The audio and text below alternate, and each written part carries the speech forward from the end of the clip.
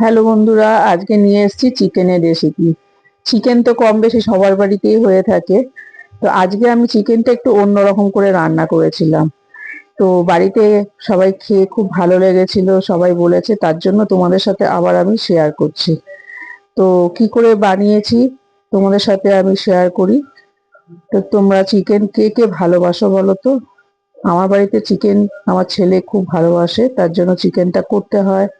তো যাই হোক, আমি 600 গ্রাম চিকেন ভালো করে ধুয়ে পরিষ্কার করে নিয়েছি। তার মধ্যে ধনে গুঁড়ো, জিরের গুঁড়ো, লঙ্কার গুঁড়ো, হলুদ গুঁড়ো আর আদা রসুন আর কাঁচা লঙ্কা একসাথে পেস্ট করে নিয়েছিলাম।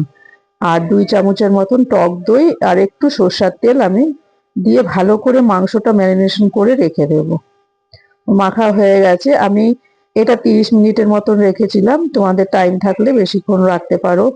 কড়াইতে আমি তেল দিয়ে কিছু গোটা মশলা দিলাম, যেমন এলাচ, দারচিনি, গোলমরিচ, জিরে আর শুকনো লঙ্কা।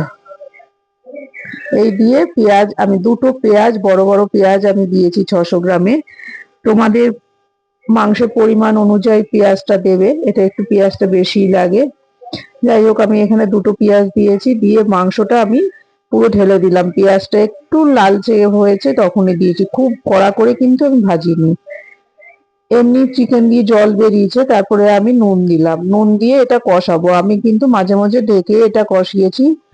তো দেখো কষানো হয়ে গেছে, তেল ছেড়ে দিয়েছে। এখন আমি সামান্য ঝোল দিলাম, এটা চিকেনটা খুব একটা ঝোল হয় না, মাখা মাখা হবে। লাস্টে কাসুরি মেথি দিয়ে ঢাকা দিয়ে রেখে দিয়েছিলাম। আর গরম গরম ভাতের সাথে পরিবেশন করেছি। তোমাদের কেমন লাগলো?